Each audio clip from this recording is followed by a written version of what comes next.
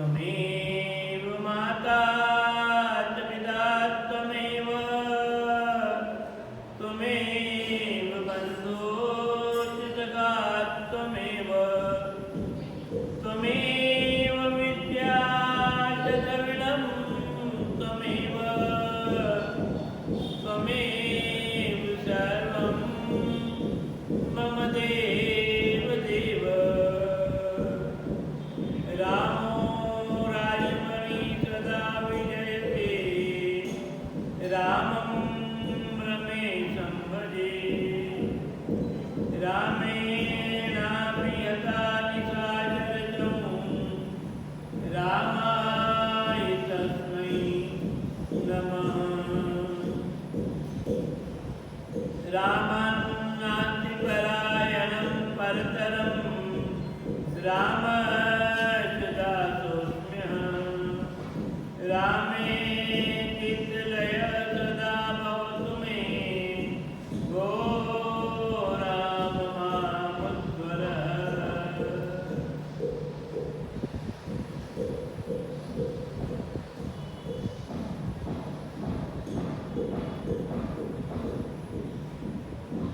मनोजवं मारुतुल्यवेगं जितेन्द्रियं बुद्धिमतां वरिष्ठं वातात्मजं वा नरयोत्तमुख्यं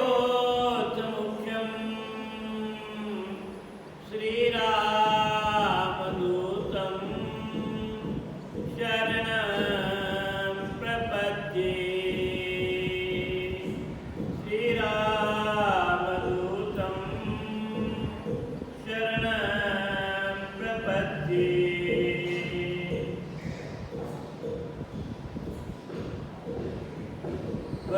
वसुदेवसुतं देवं कंसचाणूरमर्दनं देवकी परमानन्दं कृष्णं वन्दे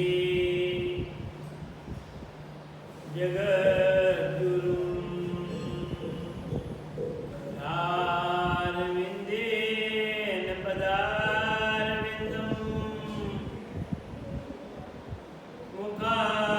मुखारविन्देन विनिवेशयन्तं वटश्च पत्रश्च पुटे शयानं बालं मुकुन्दं मनसा स्मरामि बालं मुकुन्दं मनसा स्मरामि नारायणं नमस्कृत्यं नरं चैवं नरोत्तमं देवीं सरस्वतीं व्यासं ततो जयमुदीरयेत् वक्रतुण्ड महाकाय सूर्यकोटिसम्प्रभः निर्विघ्नं कुरु मे देव सर्वकार्येषु सर्वदा मंगलं भगवान् विष्णु मंगलं गरुडध्वजः मंगलं पुंडरीकाक्षो मंगलाय सुतनो हरिः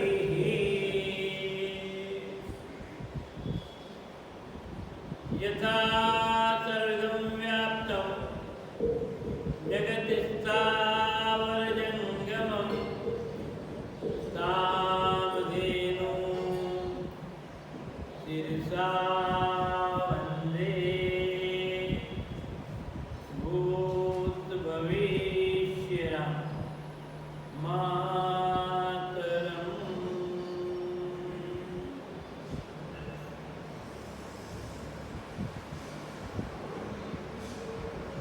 परमात्मा आनंद कंद सच्चिदानंदन अज अविनाशी घटघटवासी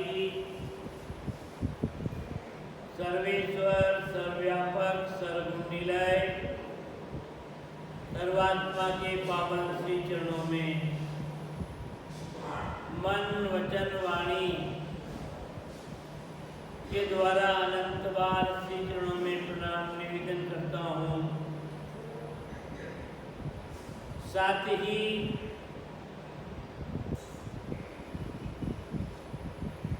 संसार सागर से बचाने वाले भगवत नाम रूपी जहाज में बिठाने वाले अमृत स्वरूप को से पहचान कराने वाले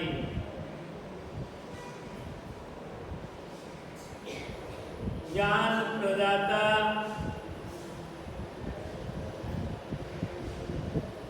जिनका जीवन ही लोक कल्याण कार्य के रूप में होता है, ऐसे सद्गुरुदेव भगवान के श्री चरणों में अनंत बार प्रणाम निवेदन करने के साथ ही भूत भविष्य वर्तमान तीनों ही युगों के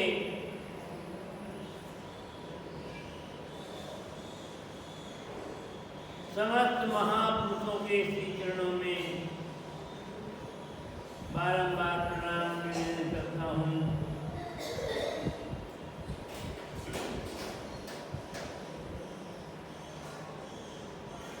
उपस्थित श्रद्धालु भक्तजनों, माताओं बहनों, आज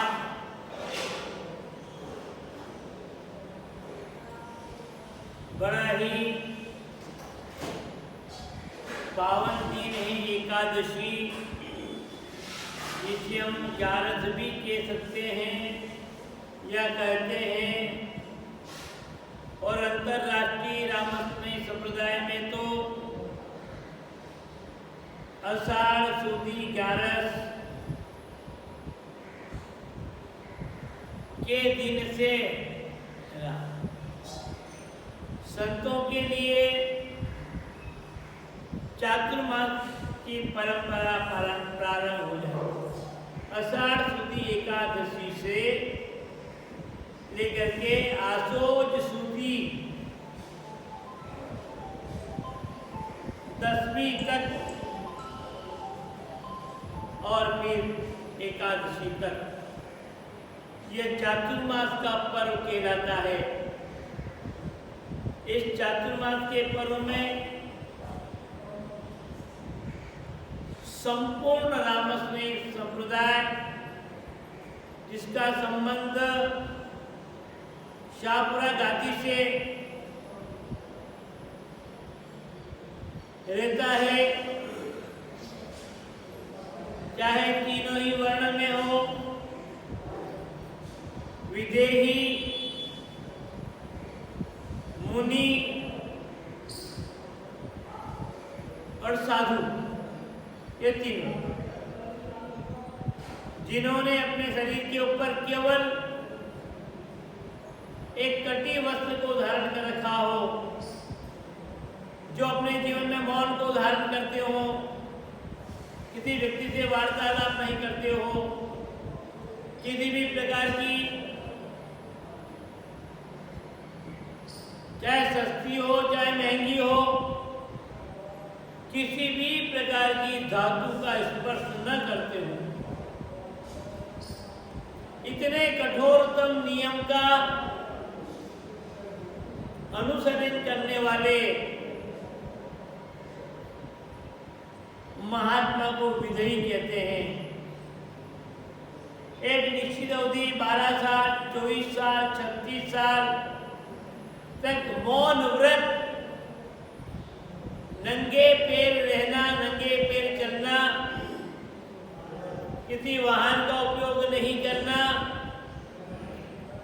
जल छान करके ही पीना और जल छने हुए जल से ही स्नान करना।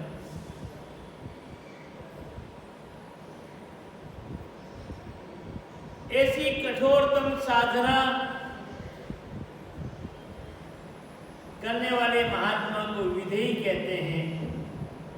उनको उनके लिए भी चातुर्मास का पालन करना जरूरी है। और विधेयी के अलावा और भी संतों की श्रेणी है और वो मुनि कहते हैं। सलेटी रंग के वस्त्र को पहनना, जिसे अपन कबूतरी रंग भी कह सकते हैं। कम से कम सामान अपने पास रखना, किसी भी प्रकार का संग्रह नहीं रखना और किसी स्थान से अपनेत्व से नहीं जुड़ना। दूसरे रूप में जो विधेयी संत होते हैं वह चौथी अवस्था में, शारीरिक दुर्बलता की अवस्था में मौनी वस्त्र धारण कर रखता है, अर्थात वो मुनि जी कह रहा। और तीसरे किड़मिच का रंग, गुलाबी रंग के वस्त्र पहनना,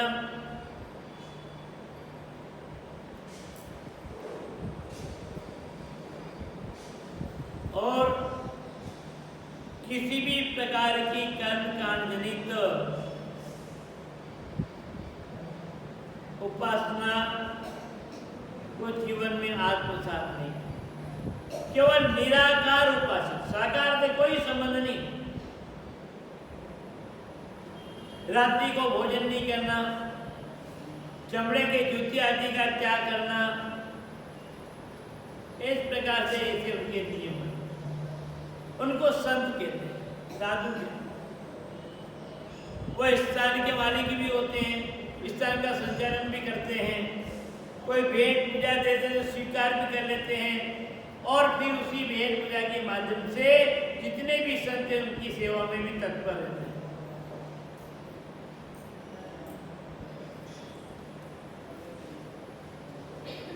यह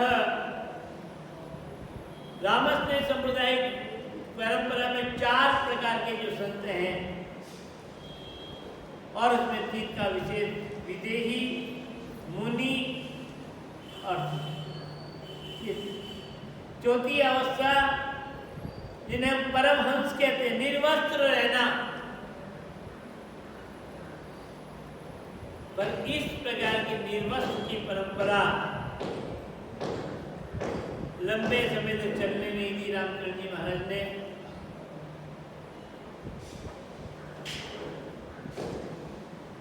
और कहा कि नहीं, बाह्य रूप से तो वस्त्र पहनना ही है। तो यह स्थान की जवाबदारी संभालना, आए हुए अभ्यागत अतिथि, संत महापुरुष, गणमान्य नागरिक, उनकी सहायता करना, सहयोग करना, आश्रय देना, संकट में पड़े हुए, उलझन में पड़े हुए किसी भी व्यक्ति को संकट से निकालने का प्रयास करना, ये संतों का है। तो यह परंपरा रामस्नेह संप्रदाय की है और इसमें नियम सब पर एक लागू, रात्रि को भोजन नहीं तो नहीं। चातुर्मास 3 महीने का करना तो करना ही करना। और यह आज का चातुर्मास 2022 का यह एकादशी के दिन पूर्ण होगा। आज के बाद संत कहीं पर भी भारत के किसी कोने में जाए उनके ऊपर कानून नहीं, कहीं चौमासा का कानून नहीं। चौमासा तोड़ दिया, अच्छा नहीं लगता। तो चातुर्मास का अर्थात एक संयमित जीवन था, एक अनुष्ठानिक जीवन था, एक मर्यादित कार्यक्रम था। उस कार्यक्रम का समापन। तो इस प्रकार से भाइयों, अपने इस रामधारा में भी आषाढ़ शुद्ध एकादशी से सतत गुरु महाराज की कृपा आप सभी श्रद्धालु भक्तों की आस्था का केंद्र, भावनाओं का प्रतिफल बराबर 3 महीने तक बिना किसी रुकावट के सत्संग की प्रक्रिया, साधना की प्रक्रिया, आरती की प्रक्रिया गुरुवार के माध्यम से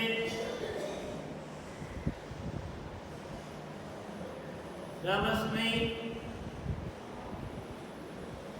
नवयुवक के तत्वाधान में और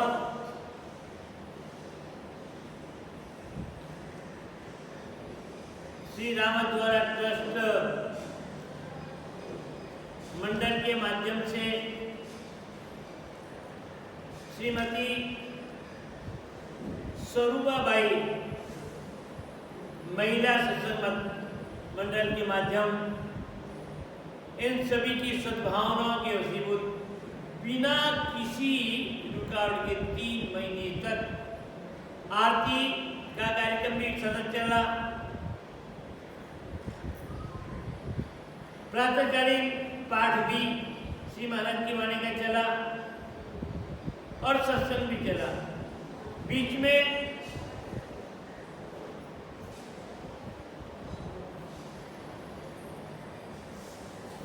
श्रीमद् भागवत ज्ञान महायज्ञ का आयोजन भी रखा गया, वो भी आनंदपूर्ण हुआ और उसी की देन रही कि रामद्वारा व्यक्ति में विकास में, वृद्धि में आप सभी लोगों का तन का, मन का, धन का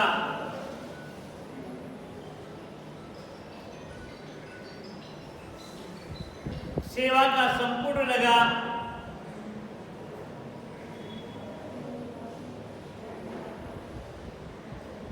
ये रहा चातुर्मास की उपलब्धि।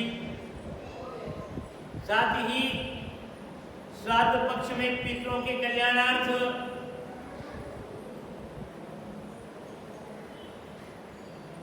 कलयुग के चिरंजीव भक्त चरित्र महाराज गोपी जी का भी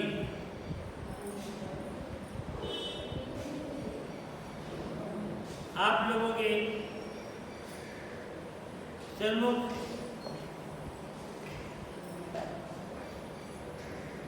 अध्यात्म ज्ञान के निमित्त बराबर 16 दिन तक कथा चला। यह सब पुण्य कार्य आप लोगों के सहयोग के माध्यम से। नवरात्रि में आप सभी लोगों के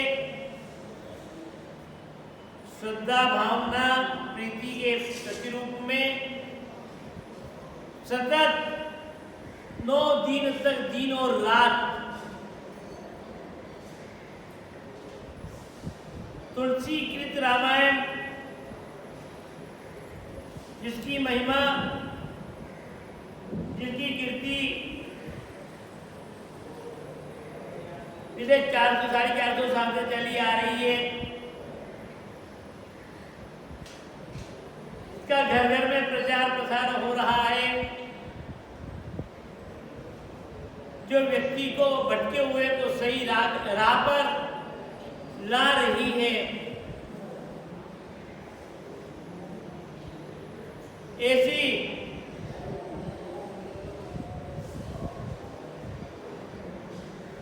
कल्प वृक्ष की छाया में 9 दिन तक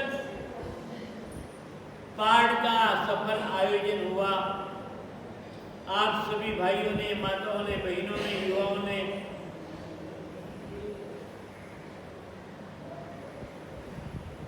बच्चों ने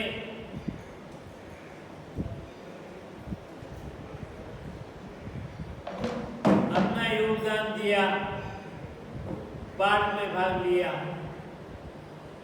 यह भी एक स्तुत्य कार्य रहा है आप लोगों का। तो चातुर्मास में जितने भी कार्यक्रम हुए वह सब निर्विघ्न। अरे अपन घर से निकलते हैं, चाहे बाइक से चले, चाहे 4 व्हीलर से चले, चाहे पैदल चले, तो घर से निकलने के बाद घर पर जाने के बीच में कितनी प्रकार की गतिरोध आ जाती है। बाइक से चले तो जगह जगह रोड पर गतिरोध तैयार, 4 व्हीलर से चले तो भी गतिरोध तैयार, कितने ही प्रकार के, 2, 3, 4 वापस आते। और पैदल चले तो इस बात का खतरा बना रहता है कि कहीं ऐसा ना हो जाए कि आज की वर्तमान की तरुणाई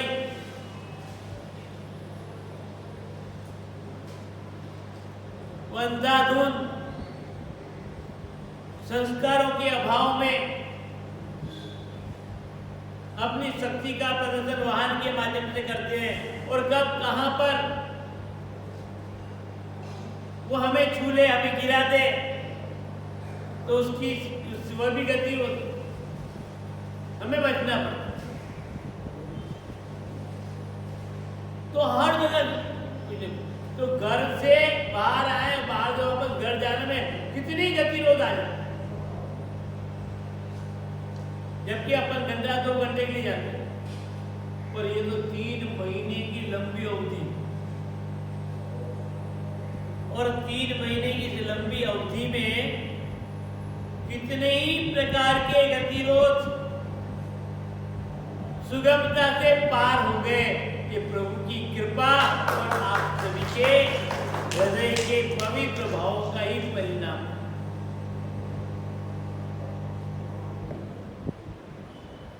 भाइयों,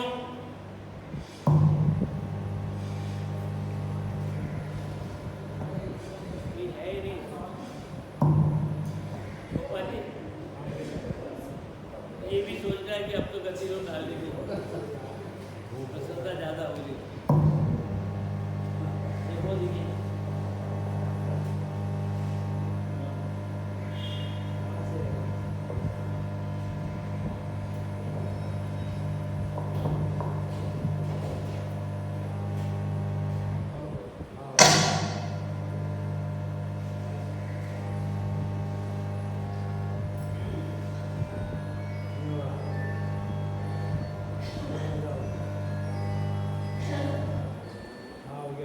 तो भाइयों, हो गया, माता और बहनों, अरे हो गया था यार, प्रभु की कृपा रही बस बस एक लंबी अवधि तक बस आप सभी भक्तों का सुन ही नहीं रहा। सानिध्य प्राप्त हुआ। अपने अपने समय, अपनी अपनी परिस्थिति, अपनी अपनी पारिवारिक, सामाजिक, आर्थिक व्यवस्था के माध्यम से आप लोगों ने इतनी लंबी 3 महीने की लंबी यात्रा में अपना सहयोग प्रदान किया। चाहे स्थानीय व्यवस्था हो, चाहे बाहर से आने वाले श्रद्धालु भक्तजन हो, चाहे सत्संग के विभिन्न प्रकार के आयोजन हो, और सत्संग के आयोजनों में किसी भी प्रकार के उत्सव के कार्यक्रम हो, और उस सभी समस्त कार्यक्रमों में बड़े ही उत्साह उमंग से आप लोगों ने सभी ने मिलकर के जिस प्रकार से माला होती है। माला में विभिन्न प्रकार के फूल रहते हैं, कोई छोटी साइज का, कोई बड़ी साइज का,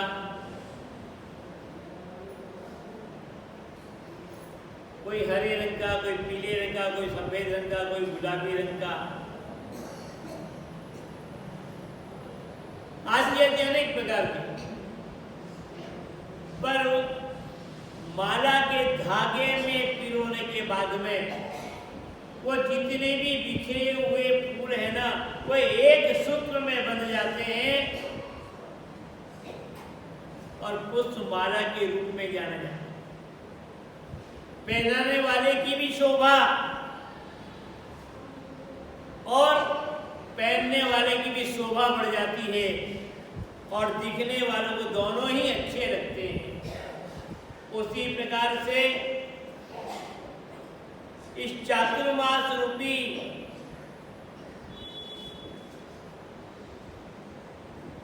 एक लंबे अनुष्ठान में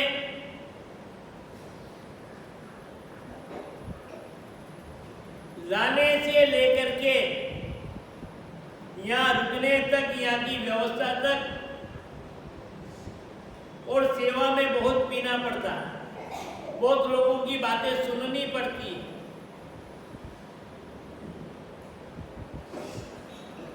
पर सब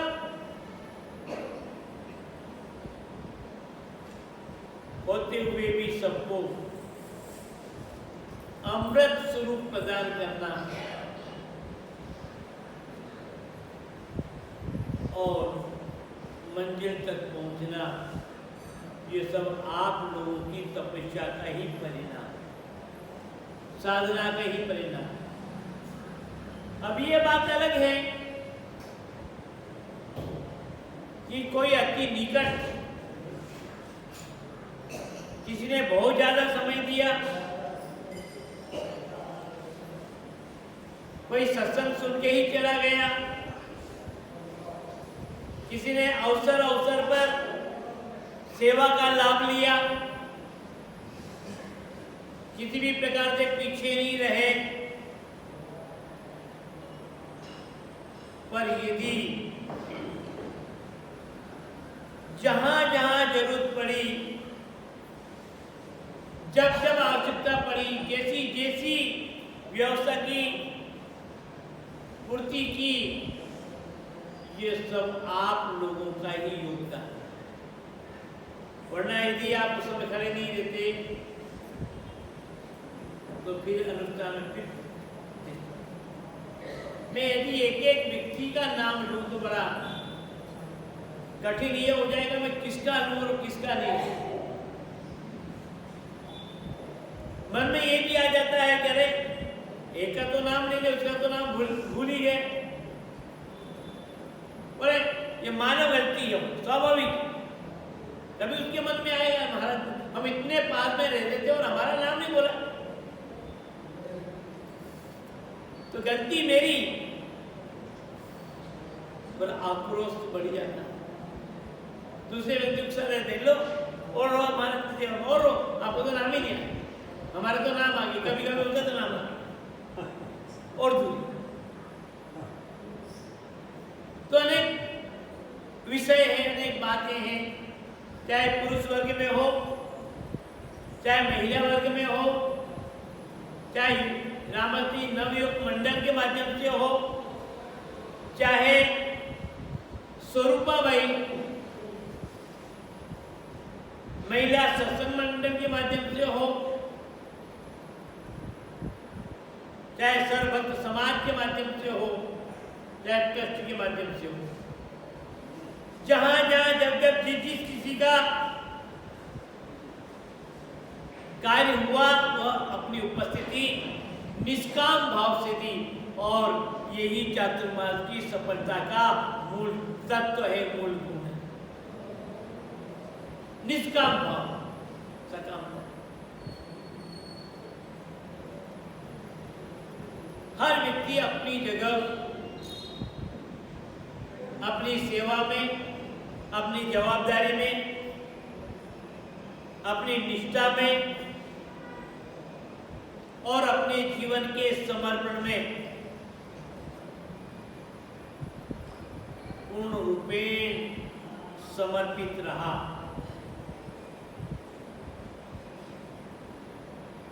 बिना किसी वर्ग भेद के, बिना किसी वैचारिक मतभेद के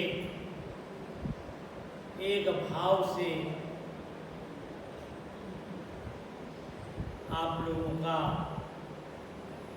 योगदान रहा है।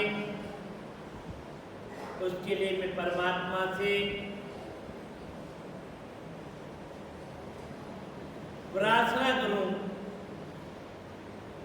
कि इसी प्रकार के भाव परमार्थ के निमित्त, संत सेवा के निमित्त, गुरु सेवा के निमित्त और ऐसे स्थान के संत तीर्थ के निमित्त आपके हृदय के भाव और गहरे से गहरे होते जाए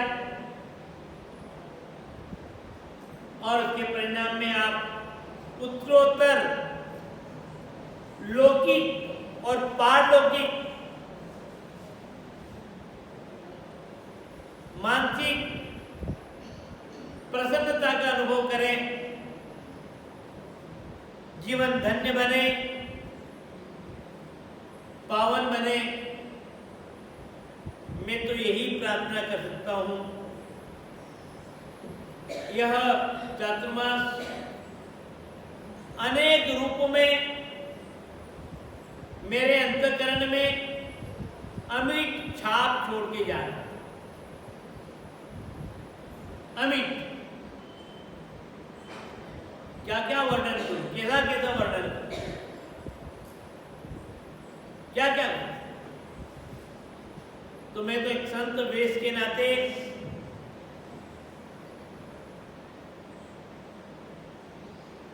प्रार्थना ही कर सकता हूं परमात्मा से कि आप सभी का पारिवारिक जीवन, सामाजिक जीवन, व्यक्तिगत जीवन, आर्थिक जीवन हर प्रकार से उत्तरोत्तर समृद्धिमय बने और आप अध्यात्म ज्ञान के उच्च शिखर की ओर बढ़े। क्योंकि समय का सम्मान भी करना, शेष 3 काम और है भी आप लोगों के सामने। आज तो एकादशी, कुछ माने आज और कथा होगी, अब तो कथा भी आप तो सब केवल व्यथा सुनाऊंगा मैं। कथा तो सुना दिया और ये बता दिया मुझे।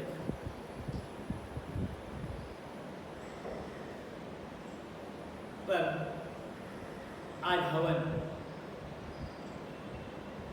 भी देखिए, हर व्यक्ति का अपना योगदान।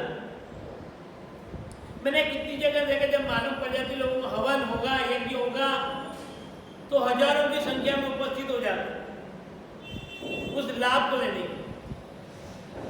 चलो नहीं लिए बात, अभी तो ले लो।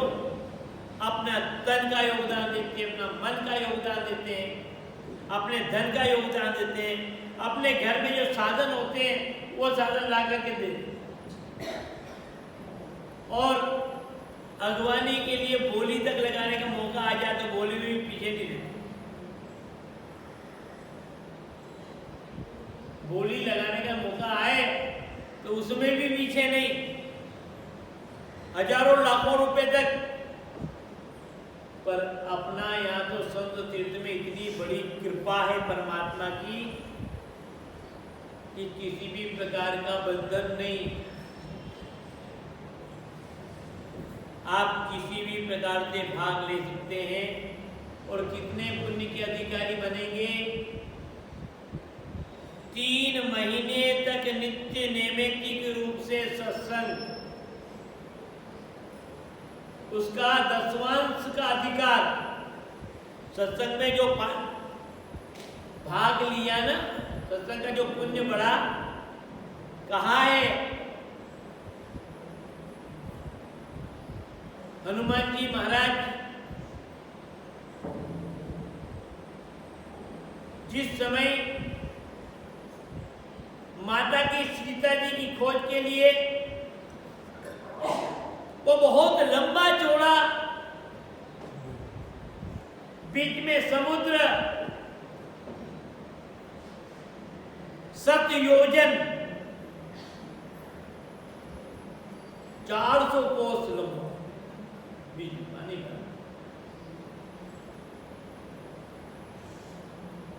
बीच में छोटी मोटी बाधाएं उनको सबको पार करना। एक ही लक्ष्य था, राम काज कीने बिना, राम काज कीने बिना मोहि काम विश्राम। किसी ने कार्य में विघ्न डालने के लिए खड़े हुए तो उनका भी काम पूरा किया, और कोई बीच में आ गए कि आप थोड़ी देर विश्राम कर लो, मेहनत करो, जैसे कि समुद्र को पार करके जा रहा, छलांग लगा करके बीच में थोड़ा विश्राम में खड़ा हूं, मेरे को जाओ आप विश्राम कर लो, मेहनत करो, उस कार्य में सहयोग के लिए।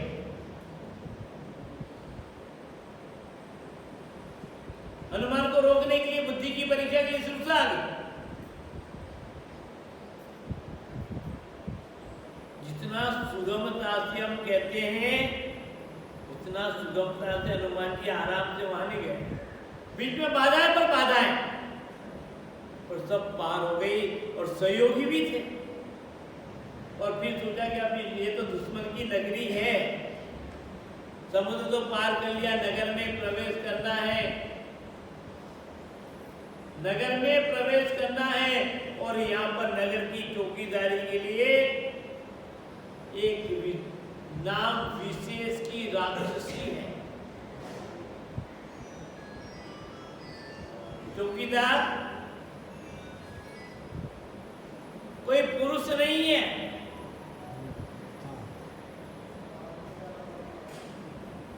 चौकीदार एक महिला है। अब इससे भिड़े भी तो कहते भिड़े, चलो अपन छोटा सा बना लो, तो बिल्कुल अति छोटे से छोटा, अति मच्छर के समान। अब हनुमान जी तो विशाल काय बन के गए,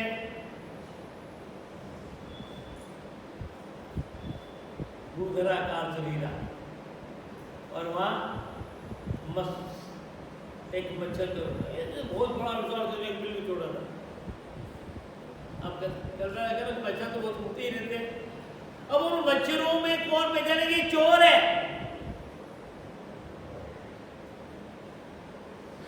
जहाँ नमी होगी, जहाँ पानी होगा, वह मच्छर तो होंगे ही होंगे, पर उन मच्छरों में यहाँ पर तलाश करने के लिए चोर जा रहा है, उसको भी लंकिनी ने पकड़ लिया है। चोर के नाम है ना, भगवान की सेवा में जा रहे चोर रख लो। आप आज भी अपने जीवन में कोई इच्छा कार्य करे तो बुराई करने वाले आपको जस नहीं देंगे, बुराई करेंगे। हनुमान जी की भी तो बुराई हुई ना, कि नहीं हुई? चोर कह दिया कि नहीं कहा? तो आपको मेरे को कह दो क्या नहीं बात, फिर क्यों गुस्सा करते हो, क्यों नाराज होते हो, क्यों उस व्यक्ति से विरोध करते हो? कहाँ है जरूरत विरोध करने की? हनुमान जैसे व्यक्ति को चोर तक कह दिया, कोई चोरी की क्या उन्होंने, पर इतना उन पर आरोप लगा दिया, कलंक लगा दिया, कोई भी हनुमान जी ने कुछ नहीं कहा। दुख इस बात का हुआ हनुमान जी को कि अच्छा, जो चोर है उसको तो तुम चोर नहीं कह रही हो, जो चोर है उसको तुम चोर नहीं कह रही हो, और जो सेवक है उसको तुम चोर कह रही हो। तुम्हारी बुद्धि कहाँ गई?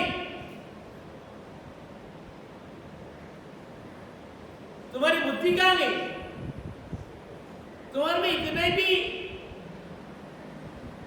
दूध और पानी को अलग करने का निर्णय करने की क्षमता नहीं है?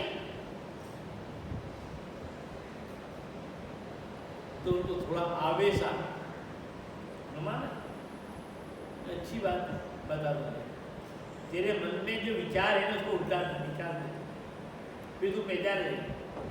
तो हनुमान जी ने क्या किया?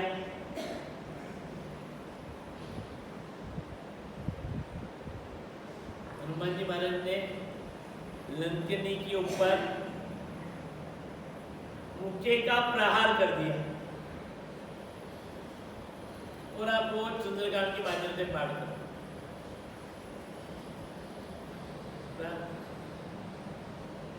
और प्रहार करते ही जो कमियां थी बाहर निकल गई,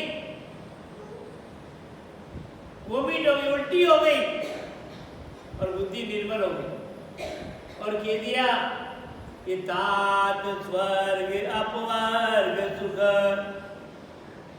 तात स्वर्ग अपवर्ग सुख, धरई तुलाय अंग, तूलन ताई सकल मिल, जो सुख लव सत्संग। लेव सा कौन सा सत्संग? सत्य से पहचान करना ही सत्संग। बुद्धि जागृत हो गई, ये सत्संग। तो यहाँ तो 3 महीने का संदर्भ हो गया कि दुनिया में जितने भी लोक का सुख है ना, स्वर्ग का लोक, अपवर्ग का लोक का सुख, तात स्वर्ग अपवर्ग सुख, बैकुंठ का सुख, ये सब एक तरफ रख दिए जाए और एक तरफ केवल सत्संग रूपी सुख रख दिया जाए, तो सत्संग रूपी सुख भारी पड़ेगा नहीं। तुलसी पत्र लिखो राकारा, तुलसी पत्र लिखो राकारा, तातम और नहीं कोई भारा, सब ही धर्म भयो हरिको, राम भज वो डल को यह है सब हल्के हो।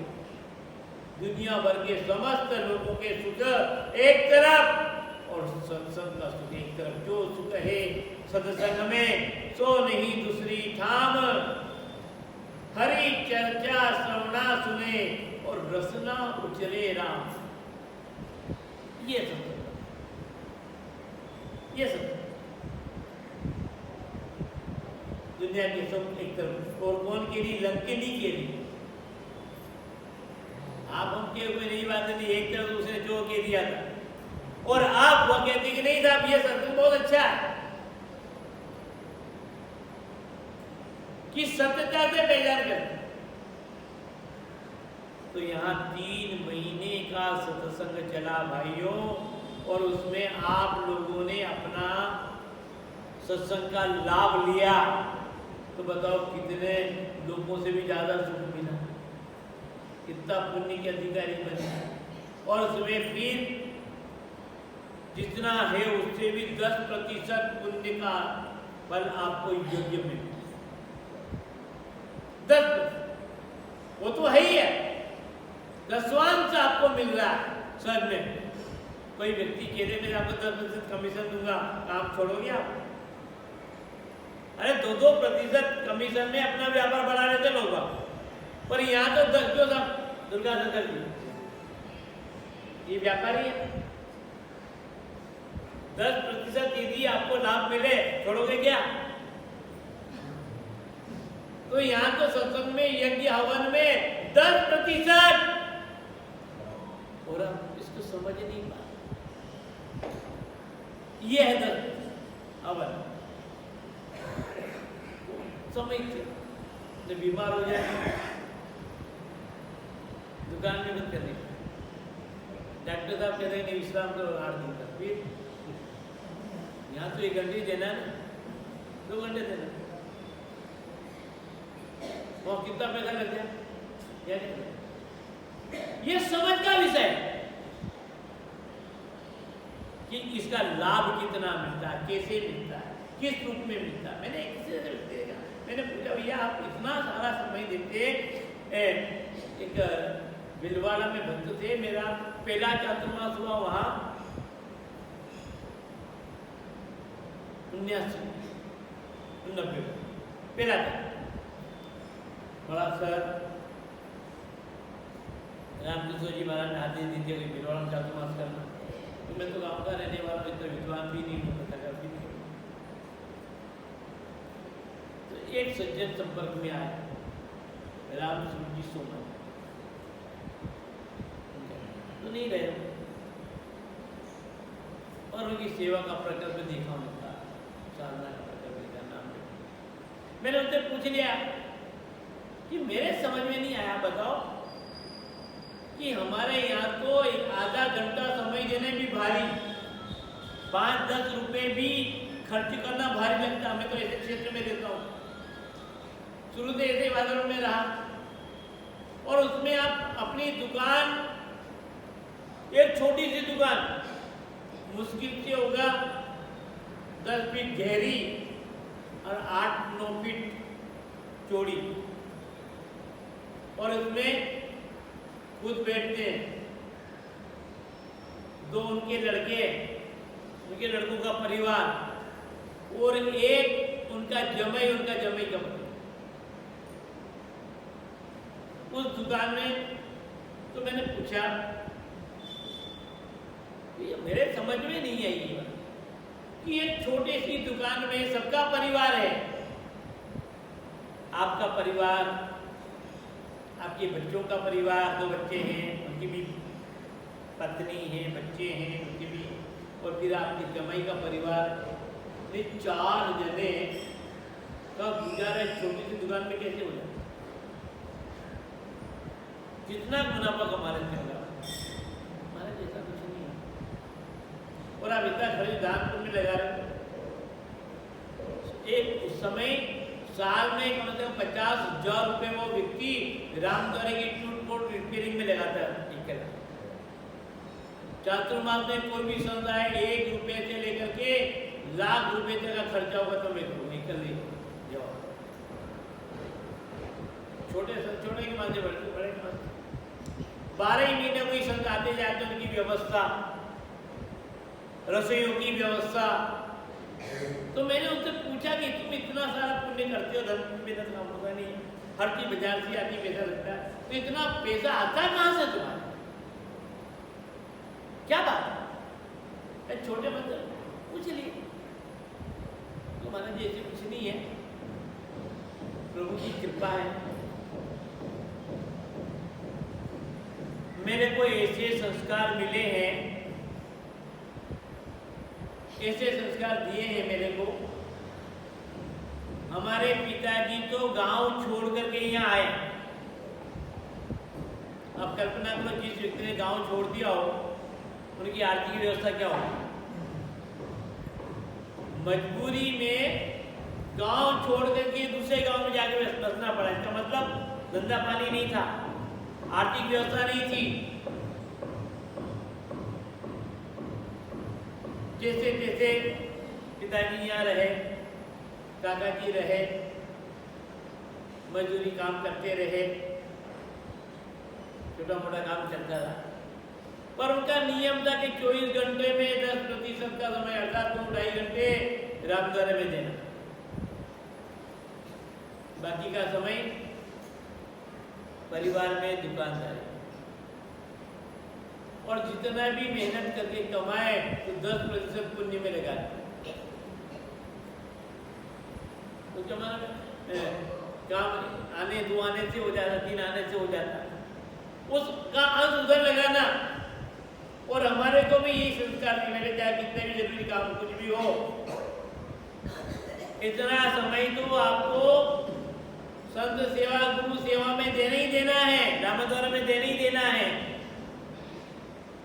आपकी जितनी आय हो, उतनी आय का 10 का आप 100 भाग कर लो, 10 को 100 मान लेना, और फिर उस भाग से कहीं 5% लगाना, कहीं 10% लगाना, और लगाते रहना, कोई कमी नहीं। तो महाराज आपने पूछ लिया तो मैंने तो ये अपने जीवन का अनुभव लिखा। मैं 11 बजे जाता हूँ, 11:30 बजे जाता हूँ और फिर 3 बजे दुकान बंद करता हूँ। बच्चों को भी योग दे तो इतनी बड़ी दुकान खोलोगे, इतनी बड़ी, और जितनी आय हो उसका बराबर एक पार्टनर मैंने धर्मादा को भी अपना रखा। दुकान में पार्टनर होते हैं ना, जैसे एक पार्टनर धर्मादा भी है। जीवन का एक मेरा पार्टनर एक धर्मादा भी है। परिवार का एक अंग, एक परिवार का एक सदस्य मेरा धर्म भी। हम पति पत्नी दोनों हैं, बच्चे हैं मान लो, तो धर्म भी मेरे ही परिवार का अंग है। मेरे लिए कितना करता हूँ उसी बात धर्म के लिए कर लूँ। तो महाराज आपने पूछ लिया, मेरे जीवन में आपको ये बात कह दी है कि वो मेरा जीवन का अभिन्न अंग है, 10वां, और मेरे को कोई कमी नहीं, आनंद है। शरीर में बीमार होगा दवाई में लगाता हूँ, 10वां तो किसी गरीबों की सेवा में, गरीबों में भी लगा देता हूँ।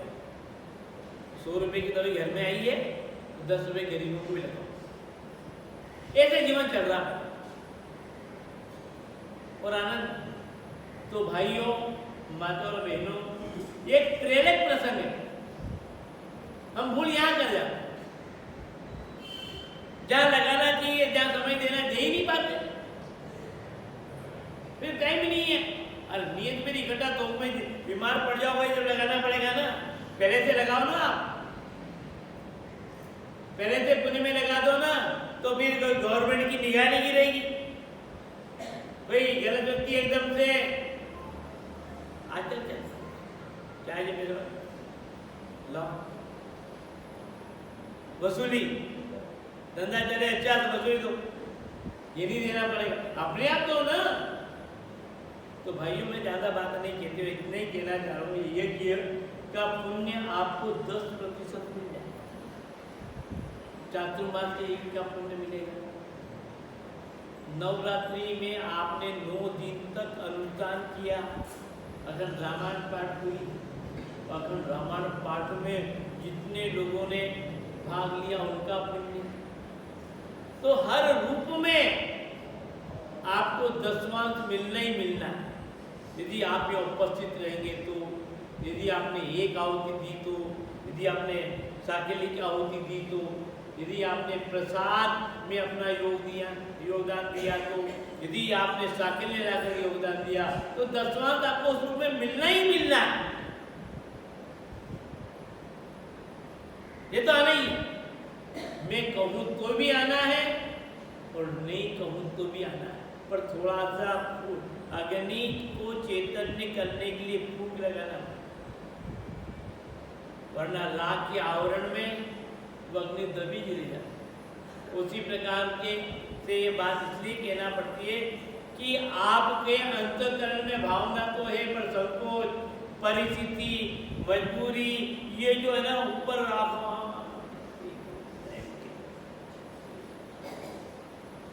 एक वो अनेक बहाने, तो ये तो यज्ञ का कार्यक्रम, ये पुण्य का कार्यक्रम, परोपकार का कार्यक्रम, पूरा वातावरण निर्मल बने, पवित्र बने। उसके बाद फिर कल का ब्रह्मभोज,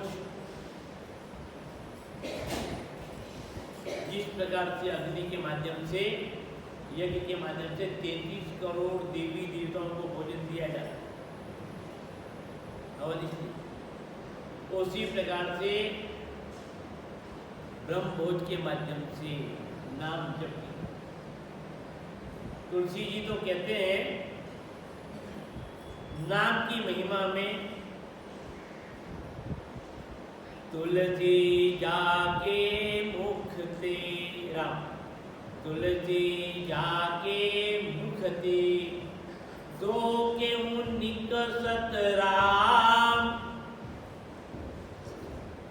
तुलसी जाके मुख ते, दो के निकसत राम, ताके पग की पग तरी, तरी और मोरे तनु को जाम। तुलसीदास जी जैसे महापुरुष जिनका परमात्मा से परस्पर आमना सामना, ऐसा व्यक्ति राम के नाम की महिमा के लिए कहता है कि कोई व्यक्ति भूल से भी, डर करके भी, जबरदस्ती से भी, धोखे से भी एक बार राम का नाम ले ले तो उसके लिए तो मेरे शरीर का चमड़ा उतार करके उसके जूते बना दिए जाए तो मैं अपने आप को भाग्यशाली मानूंगा। तो उनकी सेवा का प्रकाश, तो यह ब्रह्मबोध क्या है, भक्तबोध क्या है? ये सेवा का प्रकल्प है। पुण्य से पुण्य बढ़ेगा, जब उसमें भी आपको योगदान। पीछे ओ इनको आदत पड़ी हुई है यार, आदत है तो खराब आदत तो नहीं। अरे आपके घर में किसी की गलत आदत पड़ जाए, गलत आचरण हो जाए तो आप स्वीकार करते नहीं करते? ये नहीं करते। कोई जुआ लगाने वाला हो तो भी, कोई शराब पीने वाला घर में हो तो भी स्वीकार करो, निकाल दो। कोई बीड़ी सिगरेट उनको भी स्वीकार कर रहे हो, अंगीकार कर रहे हो, तो मान लो ये पुण्य कराने की आदत पड़ गई हमारी और आप हमारे बन गए तो कर गए, तो आदत पड़ गई करो ना। आपको क्या तकलीफ पड़ रही है? आपको क्यों पीछे हटते? लाभ का विषय है, मौके का विषय है। ऐसे मौके जीवन में बहुत कम बार चूक जाते हैं। भैया, माता और बहनों, मेरा आपसे निवेदन है, आग्रह है, फिर यह अवसर चला जाएगा, फिर आपको कहेगा आप करो तो फिर आपको कहेगा ना, आपके पास समय मिलेगा और धन भी आ जाए, समय भी आ जाए, पर वो मौका तो गया ना, फिर थोड़ी आएगा। ये नवरात्रि में 9 दिन का अखंड रामायण पाठ का भी पुण्य लाभ यज्ञ के माध्यम से, ब्रह्मभोज के माध्यम से दशमांश आपको मिलेगा। कितना बड़ा पुण्य लाभ है, कितना बड़ा धन लाभ है। सोचेगा तो भाइयों, माता और बहनों, मैं ज़्यादा विस्तार नहीं करते हुए, क्योंकि आज एकादशी है और एकादशी की कथा तो आपको सुनाना ही है, फिर भी 3 महीने की लंबी अवधि में आपका और मेरा प्रत्यक्ष में संपर्क रहा, अप्रत्यक्ष में संपर्क रहा, और मैंने प्रारंभ में कह दिया कि यह चातुर्मास 2022 का बहुत सारे प्रसंगों के लिए एक प्रकार से अमिट छाप होगी मेरे लिए। वैसे मैंने बहुत चातुर्मास किए हैं, ऐसी बात नहीं कि मैं आपको नहीं जानता, आप मुझे नहीं जानते।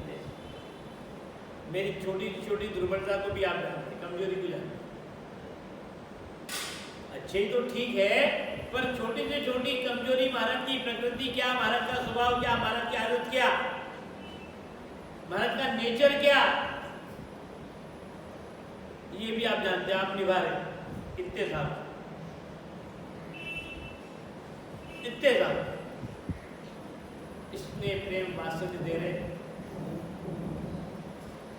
तो बहुत सारी चीजें इस 2022 के चातुर्मास में प्रेरक प्रसंग के रूप में, अमिट स्मृतियों के रूप में,